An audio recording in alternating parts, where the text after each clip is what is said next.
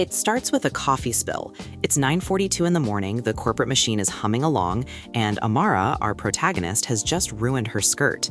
It feels small, right? A minor inconvenience. But in the story we're looking at today, that spill isn't just an accident. It's a crack in the armor.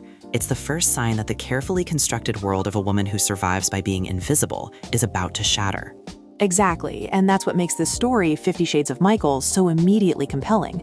We aren't starting with the glamour of the pop star, we're starting with the anxiety of the employee. We're looking at control mechanisms failing in real time. Welcome back to the show. I'm Jake, and today we are doing something a little different. We are deep diving into the first 2 chapters of a piece of Michael Jackson fanfiction titled 50 Shades of Michael. Now, before anyone tunes out thinking this is just fluff, I want to be clear. This text is actually a dense psychological study of power, corporate trauma, and the specific historical tension of Michael Jackson's life in the early 2000s. Joining me to break down the psychology behind the fanfiction is Rachel. Rachel, good to have you. It is great to be here.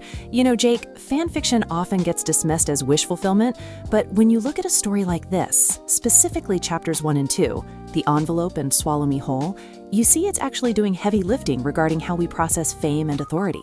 Let's start with Amara. We meet her in this sterile, high-pressure office environment. She's got the "I'm fine" response locked and loaded. What is happening in her head before she even opens that envelope? So right away, we are seeing a classic trauma response masked as professionalism. Amara is counting her steps. 1, 2, 3, 4. She's organizing her desk. Hello Kitty charm looped neatly, pens aligned. Psychologically, this is hypervigilance.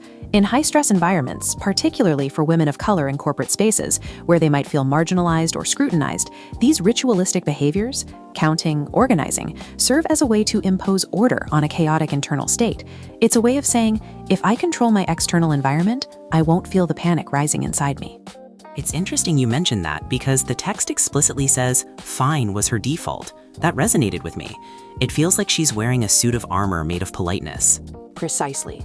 Fine is armor, but the coffee spill at the beginning is the narrative signaling that the armor is failing. The stain is a breach. And then into this breach comes the golden key. Now, this is a fascinating trope. The idea that in a sea of employees, one person gets the golden ticket. It's very Charlie and the Chocolate Factory, but with way higher stakes. It is, but look at Amara's reaction. Marcus, her coworker, assumes the key is his. He has this unearned confidence, which is a great foil to Amara. But Amara, she assumes it's a mistake. She thinks Sony doesn't reward people like you. That is textbook imposter syndrome, but it's also conditioned reality. She isn't just insecure, she has evidence that the system she works for doesn't value her. So when she gets the key, it's not just a reward, it's a disruption of her worldview. We have to talk about the historical context here because the story drops us right into a very specific era of Michael Jackson's life. The envelope sends her to the Staples Center, and we quickly find out that Michael is in the middle of a war with Sony. This isn't just a plot device the author invented, is it? No, and this is where the story becomes really smart about history. This is set firmly in the Invincible era, around 2001 or 2002.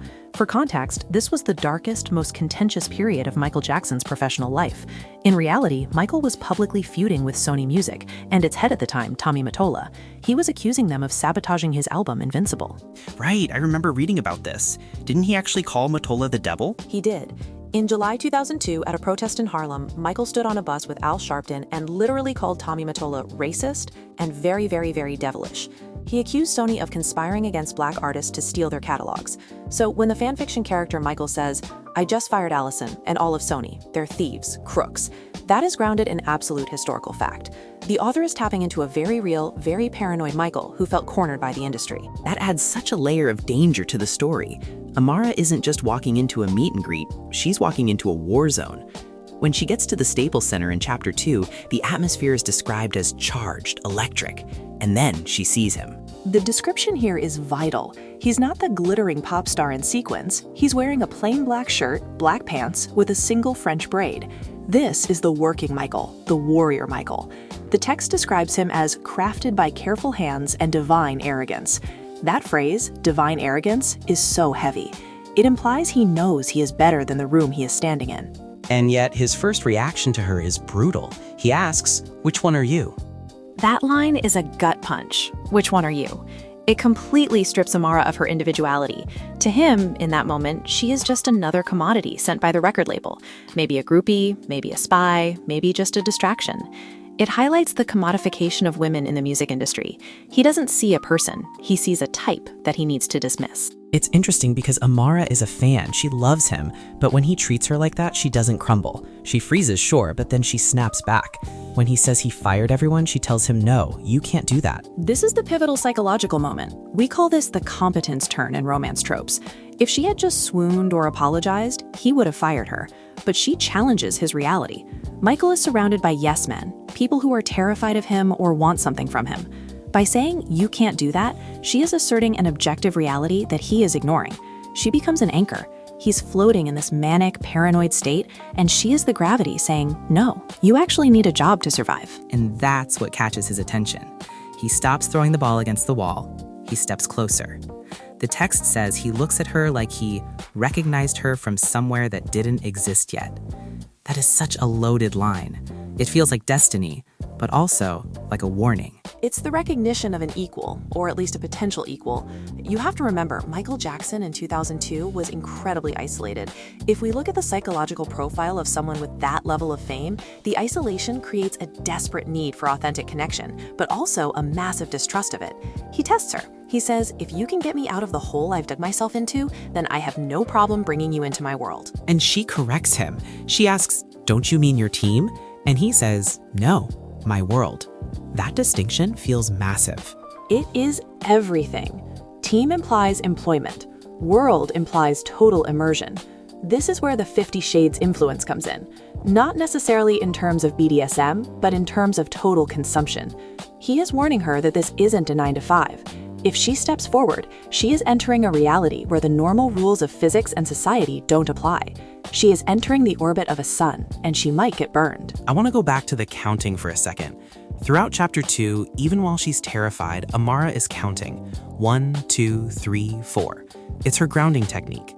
But when she finally locks eyes with him, the text says Amara stopped counting. What does that signal to you? It signals the surrender of control. The counting was her way of holding on to herself, of maintaining that fine armor we talked about. When she stops counting, she is letting go of the safety mechanism. She is allowing the chaos in. It's both terrifying and erotic. The silence where the numbers used to be is where the connection happens. It suggests that Michael is the only thing loud enough to drown out her anxiety. That is a powerful image. The idea that he is the storm that quiets her internal storm. But there is a flip side to that, right? Because relying on a chaotic, paranoid superstar for your emotional regulation seems risky, to say the least. Oh, it's incredibly dangerous. That's the tension of the genre. We are rooting for them, but we are also seeing the red flags waving frantically. He is volatile, she is vulnerable. He has all the power, she has none, except for her competence.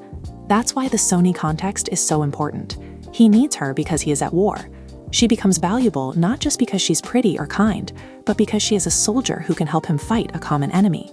That shared enemy creates intimacy much faster than a dinner date ever could. It frames the romance as an alliance first, us against the world, or us against the corporate thieves in this case. Exactly. And historically, we know Michael valued loyalty above almost everything else during this period. He felt betrayed by his lawyers, his label, even some friends. So a character like Amara, who says, I'm nothing like them, is offering the one currency he is bankrupt in, trust. I also want to touch on the visuals of the scene. The empty arena, the shadows, it's very theatrical. It reminds me of the Dirty Diana video or even bits of Ghosts. The setting itself emphasizes his loneliness. The empty arena is a metaphor for his life. Massive, built for thousands, but currently inhabited by just him. It amplifies the scale of his existence. When Amara walks into that space, she is walking into the cavern of his fame. The fact that he is throwing a ball against the wall, a child's game in a massive commercial space, highlights that lost boy aspect of his psychology. He's bored, he's trapped, and he's waiting for someone to play with, or someone to let him out. And Amara catches the ball, literally and metaphorically. She intercepts it. That is an act of agency. She interrupts his loop. If she hadn't caught the ball, she would have just been a spectator. By catching it, she becomes a participant. That is the moment the dynamic shifts from star/fan to man/woman, or partners. So, looking at these two chapters as a setup, we have the trauma of the corporate world, the historical volatility of the Invincible era, and this instant, dangerous chemistry based on shared desperation. It's a pretty potent cocktail. It is, and it works because it grounds the fantasy in something gritty. It doesn't pretend Michael is just a normal guy you meet at a coffee shop. It acknowledges the baggage, the paranoia, and the power imbalance, and it says, okay, how did two people connect across this massive divide? The answer, it seems, is by breaking the rules. She breaks the rule of silence, he breaks the rule of professionalism, and in that broken space, they find each other. That is a fantastic place to leave it. It's a reminder that sometimes the most compelling stories are the ones that lean into the discomfort, rather than trying to smooth it over. Rachel, thank you for unpacking this with me. My pleasure. It's a fascinating case study. And for everyone listening, if you have a friend who is obsessed with fanfic psychology or just loves a deep dive into Michael Jackson lore, send them this episode. We'll see you next time.